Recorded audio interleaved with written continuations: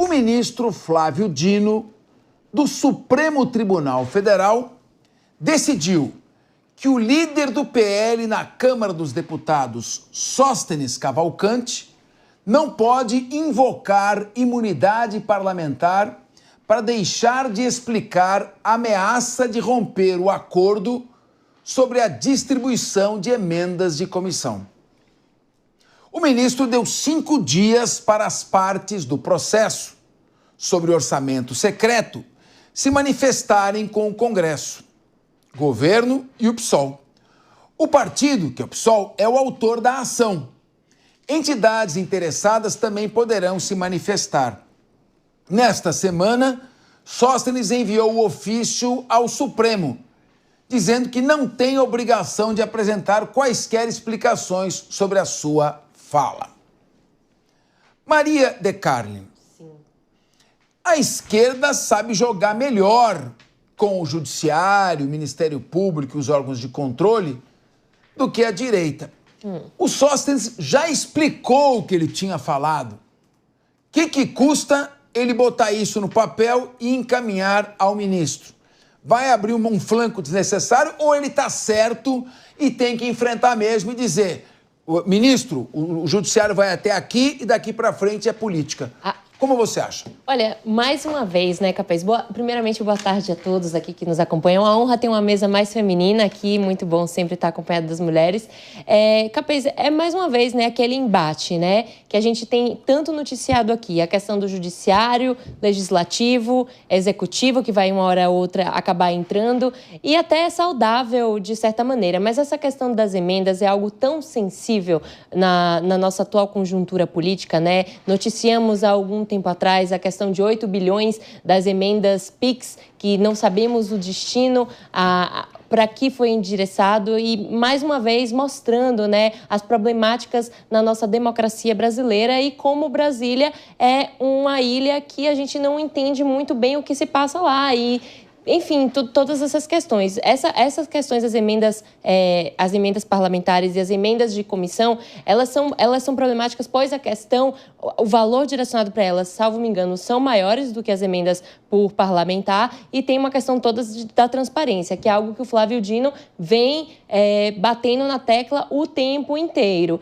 E as emendas são, assim, apesar dos pesares, elas positivamente podem trazer benefícios para pequenas comunidades, pequenos municípios, conseguem fortalecer alguns projetos, mas para tudo se tem um limite. Então, eu acho que é importante ver essa queda de braço aí. Eu acho que o ministro Flávio Dino tem um ponto quando ele solicita, né, quando ele, enfim, pode ser que algumas pessoas acham que seja uma interferência muito alta, né? Mas eu acho que nesse quesito deve haver um critério a mais com relação a essas emendas e como é que são endereçados os seus destinos finais, porque senão vira festa e a gente vai perdendo orçamentos que poderiam estar sendo direcionados para melhorar a qualidade de vida do cidadão brasileiro.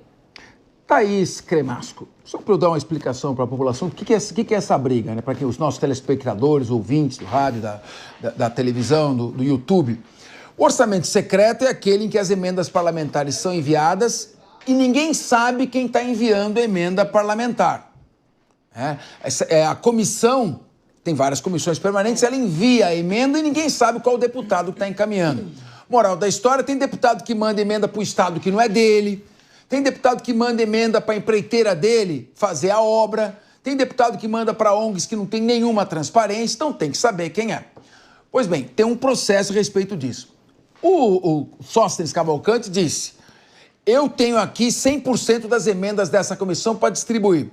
E eu não vou distribuir para nenhum outro deputado que não seja do PL como forma de obstruir, de pressionar.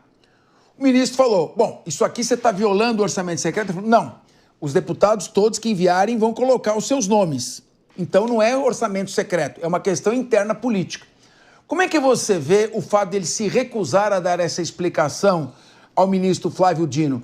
É uma estratégia de enfrentamento ou um erro estratégico? Um erro estratégico e, para além de um erro estratégico, tentar a manutenção do escândalo que é o orçamento secreto. Na verdade, essa recusa de se manifestar e de maiores explicações, é uma tentativa de manter. Eu discordo nesse ponto, acho que é uma tentativa de manter. A questão da transparência é um direito de toda a população brasileira. Então, o Flávio Dino aqui representa de forma correta o posicionamento de que, sim, ele deve todas as explicações que o STF determinar. Ah, mas eu já expliquei. Isso não é resposta. Explica novamente, abre a motivação, mostra para onde foi, porque essa farra do orçamento secreto, que ficou muito mais forte no governo Bolsonaro, precisa acabar. Então, eu estou totalmente de acordo com o posicionamento do Flávio Dino. Muito bem. Meu querido Rodolfo Maris, hora de polêmica. A Thaís Cremasco disse que a questão do orçamento secreto ficou muito mais forte no governo Bolsonaro.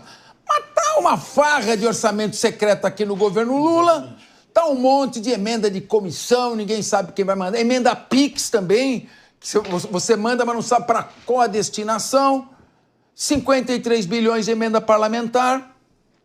Eu quero aqui perguntar se você concorda com esse comentário da Thaís Cremasco. E segundo, se você acha que o Sóstenes não tem que responder para o Supremo Tribunal Federal.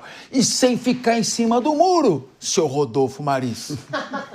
Boa tarde, Capês. Boa tarde às mulheres dessa bancada e a você que nos assiste. Eu estava concordando com a minha nobre colega até a página 2, num livro de 10 páginas. Ou seja, começou bem e dali para lá, quando citou o governo Bolsonaro, eu já acho que é uma questão de vamos levantar uma placa de defesa sobre o que está acontecendo agora e vamos tentar culpar Bolsonaro mais uma vez por isso. Bolsonaro não está em questão e nem está na pauta. A pauta é essas emendas parlamentares e aí volto nas 2 páginas que eu concordo com a minha nobre colega. De fato, precisa de transparência. Essa manobra que o PL tenta, junto com o Sóstenes, é uma manobra invasiva, que não tem nada a ver com aquilo que o Flávio Dino anda pedindo, que, na verdade, foi uma bandeira do governo, trazer a transparência. Antigamente era o orçamento secreto, agora são as emendas parlamentares, que é um tapa na cara da sociedade. Muitos políticos sérios fazem dessas emendas uma questão de ajuda para muitas comunidades, inclusive para pequenas cidades que precisam desse orçamento, mas por conta de muitos dos deputados e pessoas que se beneficiam disso, que são pessoas irresponsáveis, nós estamos discutindo aqui a emenda parlamentar que agora precisa. E o ministro Flávio Dino está sendo enfático em dizer, abra porque eu preciso saber de toda a transparência. E isso pouco tem a ver com o governo Bolsonaro do passado. Muito bem. Raquel Galinatti, tem tanta coisa para os deputados fazerem. Foi lá o ministro da Justiça, o Lewandowski, visitou a Comissão de Constituição e Justiça. Saiu quase um quebra-pau, vias de fato, entre 2 deputados, um do PL e o outro do PT, quando o tema era segurança pública. A senhora é delegada de polícia. Então, será que os deputados não têm consciência de que eles têm que procurar legislar e não ficar recebendo dinheiro para administrar recursos? Essa não é a atividade principal. Essa legislatura tá complicada, hein? Sim. Boa tarde, amigos de bancada, grande mestre, professor Fernando Capês e a nossa audiência sempre querida e sempre dando uma audiência qualificada para o programa Linha de Frente. O que acontece é que está sendo extrapolada a atribuição harmônica de cada poder. O Sóstenes, o líder do PL, Sóstenes Cavalcante, na realidade, ele truca de forma positiva, no meu entender. Porque em momento nenhum ele está falando a respeito de não transparência de emendas. O que ele falou numa entrevista, se vai honrar o acordo ou não de passar 70% das emendas da comissão e ele ficar com 30% da comissão, isso não está... Isso ele pode falar. Ele, como um parlamentar federal, ele faz jus, sim, à imunidade prevista no artigo 53 da Constituição Federal. Ele deu isca para que, mais uma vez, o judiciário quisesse, de forma nítida e escancarada, mostrar a forma como extrapola o exercício de fiscalização entre os poderes. O pêndulo entre os poderes, ele deve ser para dar hegemonia, não para dar superlatividade num poder perante o outro. E desta forma, ele está correto.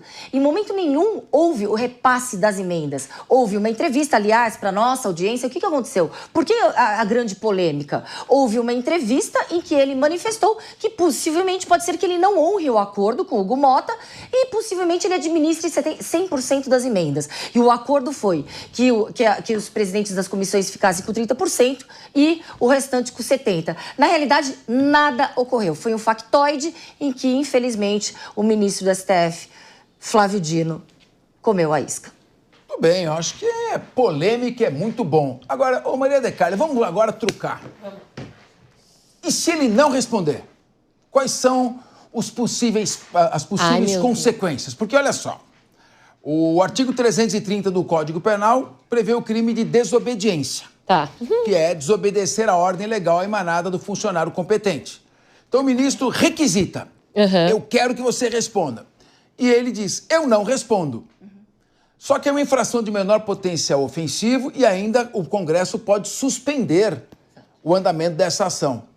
Será que vamos ter uma sequência aqui? E aí abre também, o ministro Dino pode estar se arriscando em se abrir um precedente de deputados começarem a desobedecer requisições de ordem do Supremo Tribunal Federal e na desobediência fica suspenso ali, depois não dá nada porque é um crime de menor potencial ofensivo.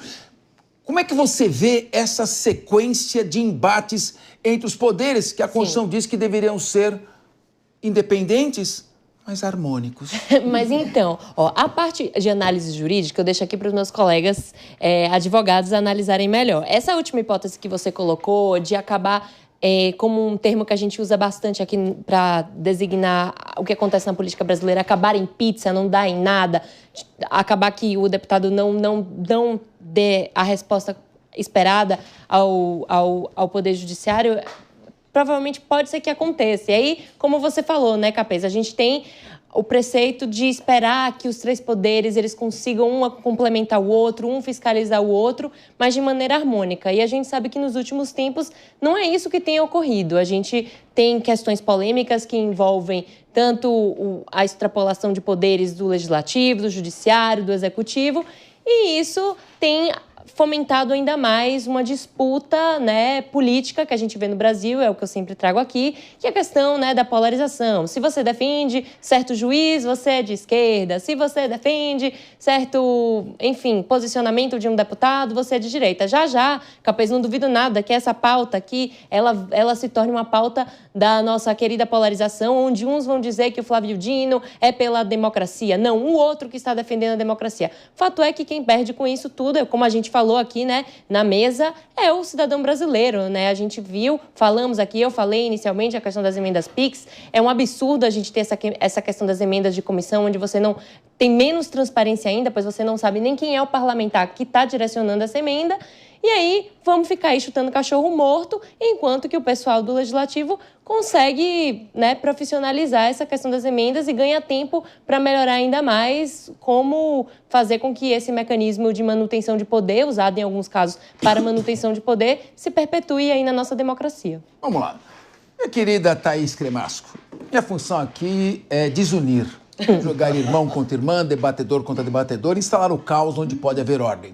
Então, eu pergunto a você, o que você acha na sequência? Parece que o Sóstenes decidiu que não vai responder.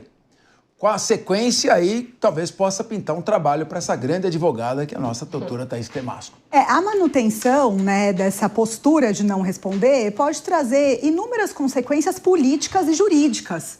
Né? E é o que tem que acontecer. A imunidade parlamentar não pode ser uma motivação para deixar de cooperar com a transparência que é necessária para a própria população brasileira entender o que acontece com o seu dinheiro, né? Porque as emendas têm interesse de toda a sociedade, entender a destinação dessas emendas. Então, a transparência e a fiscalização sobrepõem o interesse e essa alegação. Sim, existe sim ele vai ter, sim, o direito de falar, né, de dizer que, olha, tem a minha imunidade, eu não vou mais responder. Mas ele vai sofrer as consequências dessa tentativa de manutenção de não explicar o porquê, para onde vai e, de alguma forma, manter o que a gente chama e o que a gente está tentando lutar, que é esse orçamento secreto. Muito bem. De novo, orçamento secreto. É o seguinte, o meu querido Rodolfo Maris, seria ele que ia falar, mas a nossa doutora Raquel Galinatti pediu a palavra. E eu não vou me meter, que ela é delegada, eu tô com medo dela. Então, doutora Raquel Galinatti, por favor. Doutora Thaís, com todo respeito eu vou discordar, porque quando a gente fala do artigo 53 da Constituição Federal, a gente fala da imunidade material da palavra do parlamentar, que protege justamente os deputados e senadores por suas opiniões, palavras, votos proferidos no exercício da função parlamentar, independentemente do meio, local, circunstância e conteúdo que ele esteja falando, proferindo. E qual é a finalidade? O que nós estamos falando de algo não concretizado. Nós estamos falando de uma opinião, de uma palavra. Não temos um fato concreto para falarmos em desvio de emendas, em não transparência de emendas, em algo nebuloso. Na realidade, ele falou, talvez, para instigar, provocar uma ação do próprio STF e mostrar o quanto o STF está extrapolando em seus poderes de fiscalização, aliás, nem fiscalização, mas de pêndulo ali da balança, né, quando a gente fala em Montesquieu, tripartição de poderes.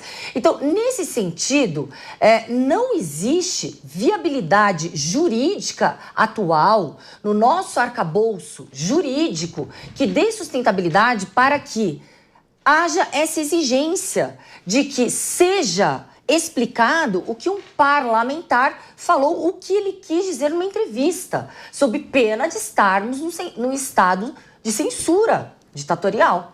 É nesse sentido. Thaís Cremasco, eu acho que a Raquel Galinatti trouxe aqui para a mesa de debate um ponto que merece a nossa reflexão e debate.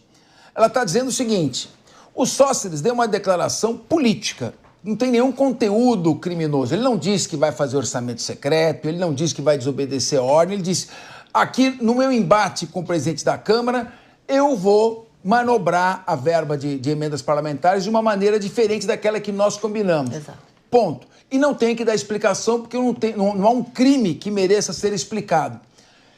Isso pode ser uma tese de defesa? Como é que você vê isso? Ameniza a situação? A sua opinião?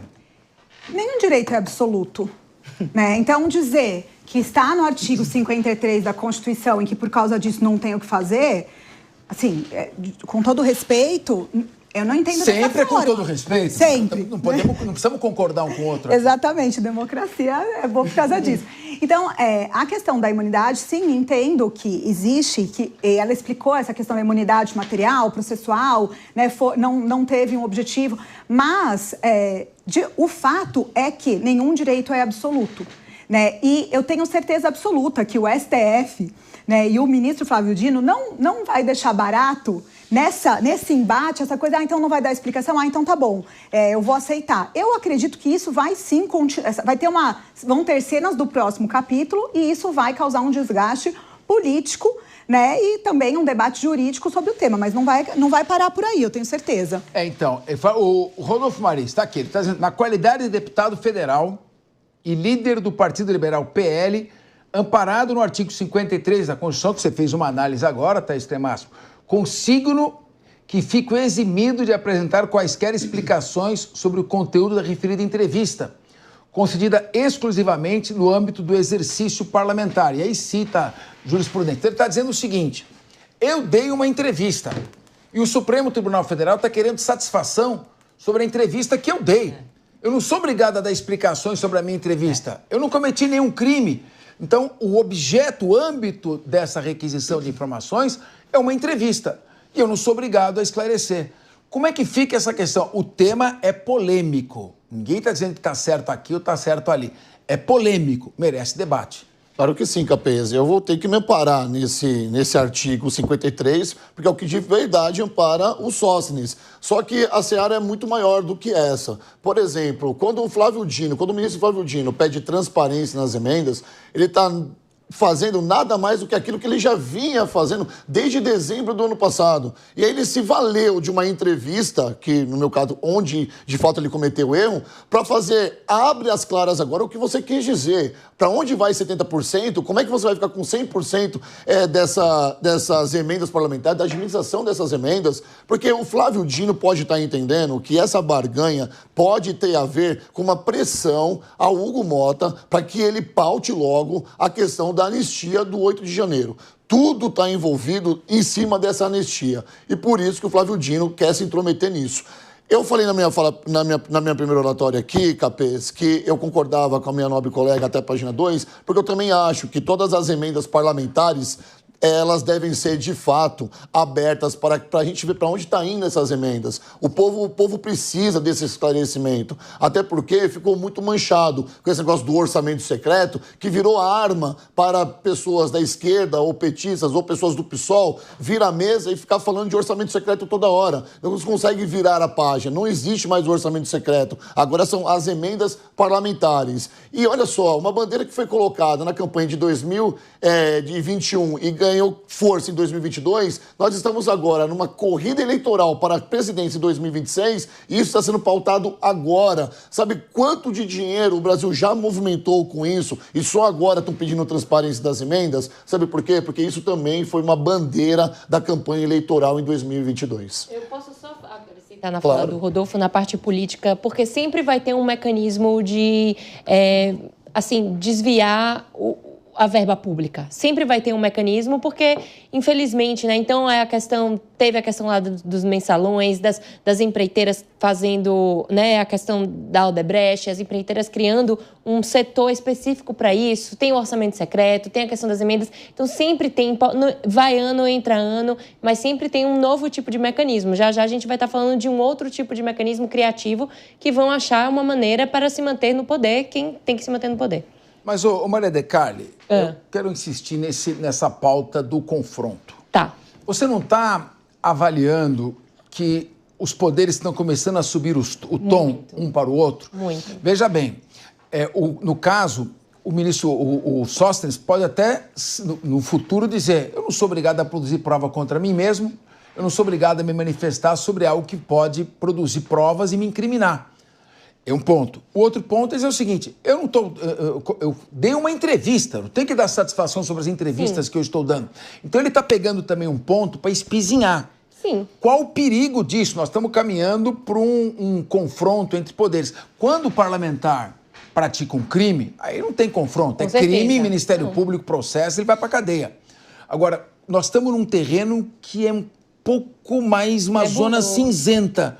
Como é que você vê esse confronto? Eu acho que só vai se acentuar cada vez mais, porque eu acho que isso tem se acentuado principalmente por conta da questão do fla-flu que a gente tem visto na política, né? Eu sempre recomendo o livro aqui, A Biografia do Abismo, que é um livro que trata justamente quando a polarização ela vira afetiva, ou seja, ela transborda além da política, além das urnas. E ela está transbordando nas nossas instituições, no nosso dia a dia, e foi o que eu falei na fala anterior, que é assim: se você defende uma conduta de um ministro, você é esquerdista. Se você defende a conduta de outro ministro, você é direitista. Quando, na verdade, ali o que a gente tem que defender é a consistência das nossas instituições. É a consistência das nossas instituições. Hoje em dia, parece que os poderes se odeiam. É importante que haja, né, justamente o embate. É necessário. Montesquieu deve estar... Né, a gente sempre brinca aqui, né? Deve estar se debatendo ali no túmulo, porque esse embate está sendo levado ao extremo. E eu me preocupo porque eu acho que vai piorar, porque a gente tem eleições aí batendo na porta, com uma pauta que vai ser cada vez mais polarizada. A gente vai ver mais uma vez o fla-flu, bolsonarismo versus lulismo, porque até agora ninguém tem se apresentado que seja forte o bastante para combater esse fla-flu. Então só vai piorar cada vez mais e vai ficar um batendo no outro. O Poder Judiciário vai tentar, né, encher o saco do Legislativo, e o Legislativo, enfim, só vai piorar. Mas agora, esse fla-flu devia estar entre direita e esquerda na política. Não. O problema é que está entre Judiciário e Legislativo. Isso é mais perigoso. Agora, Thaís Cremasco, é só o PT e só o PSOL que toda hora corre debaixo da toga do judiciário. Toda discussão que é política, que tem que ser discutida pelas maiorias, dentro de bases políticas, assunto interna corporis, não deu certo, põe a chupeta na boca e fala, eu vou chorar lá no judiciário. Você não acha que isso é antidemocrático? Querer levar tudo para a justiça decidir temas que não são técnicos, são políticos? Ora, sim, senhora. A liberdade de ingressar com ações, né, é constitucional, e se a esquerda usa isso melhor do que a direita, talvez por estar juridicamente mais preparado, isso não é um problema meu. O fato é que toda pessoa que de alguma forma, né, toda instituição que de alguma forma se sente prejudicada, pode recorrer e deve recorrer ao Poder Judiciário. É para isso que o Poder Judiciário existe, né? Então, o livre ingresso de ações. Agora, a questão é, né, essa história de que ele deu uma entrevista, não tem que se explicar. É assim, quem acredita nisso? Quem acredita que ele só deu uma entrevista e que ele não precisa se explicar? Nós estamos falando do princípio da moralidade, da legalidade na gestão do orçamento público.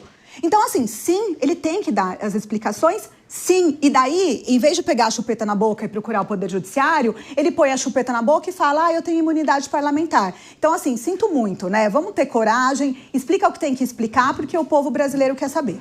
Olha, é o seguinte, no julgamento do recurso extraordinário 1297884, que foi incluído no próprio julgamento virtual, encerrado em 2021, os ministros do STF reiteraram o entendimento, por maioria, que não cabe ao Poder Judiciário realizar o controle jurisdicional da interpretação do sentido do alcance das normas regimentais das casas legislativas. Ou seja, o Supremo tem, sim, por tradição, respeitar as matérias interna corporis. Claro que a Thaís está dizendo que essa não é uma matéria interna corporis porque ele está falando sobre violação do orçamento secreto. Mas ele disse que não falou de violação do orçamento secreto. O que ele disse é uma divisão entre deputados e cotas de emendas, colocando todas com transparência. Então, eu pergunto e vou a você. Será que não há uma postura antidemocrática desses partidos, PT e PSOL, de querer judicializar tudo que eles perdem na votação? Para que, então, a população votar a maioria do parlamento num sentido ou no outro, se tudo vai ser decidido por juízes que não receberam um único voto?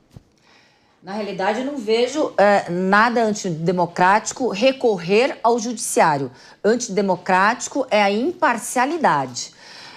Por exemplo, claramente, não é somente uma negativa de não falar o que aconteceu na entrevista e o de não querer saber o conteúdo da entrevista. A gente está vendo o desenho de uma barganha por uma anistia. Porque qual foi esse acordo das emendas, da transparência das emendas, que, capitaneado pelo presidente Hugo Motta, foi justamente 30% para as comissões e 70% seriam distribuídos.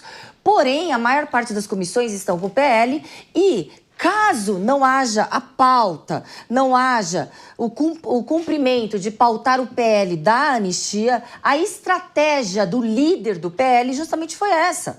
Algumas delas, obstrução, greve de fome, romper o acordo, principalmente da divisão da distribuição das emendas de comissão. E aí o que acontece? É uma espécie de estágio final da pressão do líder do PL sobre Motta. E caso ele insista em não cumprir esse acordo, o PL ficará com 100% das emendas.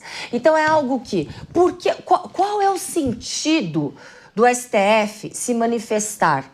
O STF sim está extrapolando entre as tratativas internas de líder do PL com o presidente da Câmara para cumprimento de algo que só pertence ao Legislativo Federal, Câmara dos Deputados. Nós não estamos entrando no mérito de transparência de emendas e destinação de emendas, porque eu concordo plenamente com a doutora Thaís, concordo com o que foi falado, em transparência total. Mas o que a gente está falando é antes. Está havendo uma tentativa de neutralizar, imobilizar até acordos e trucos dentro da própria essência que é a política. Então, quando a gente percebe isso, a gente vê que a bola está completamente na mão de um dos lados do governo federal. A bola ela tem que ser livre para ser jogada, barganhada. E é isso que está sendo tentado, uma barganha pela pauta do PL da anistia. Rodolfo Marins, está se criando dentro da Câmara dos Deputados uma atmosfera de que o Supremo Tribunal Federal tende a acolher todos os pleitos promovidos pela esquerda, vamos dizer, PT e PSOL, e ter uma má vontade em relação aos partidos que se alinham mais à ala bolsonarista. Esta sensação de que não há uma isonomia de tratamento não pode estar gerando esse espírito de confronto, o que é ruim para toda a nossa democracia e para o país? Com certeza, Capês, você está coberto de razão. Há sim um desequilíbrio nesse sentido, né? Eu estou aqui com uma matéria, a fonte é a Veja, que diz o seguinte: desde 2018, os partidos de esquerda moveram nada menos que 807 ações de inconstitucionalidade, agora foi, para contestar leis aprovadas em plenário, anular decisões do Executivo e do Legislativo ou forçar governantes a agir em casos em que se acreditava estar havendo omissão. Quanto? 807 ações desde 2018. Os partidos que mais moveram ações no STF são o PSOL, o PT e o PSB. Olha só quantas ações chegam no STF por essas questões que nós estamos discutindo aqui.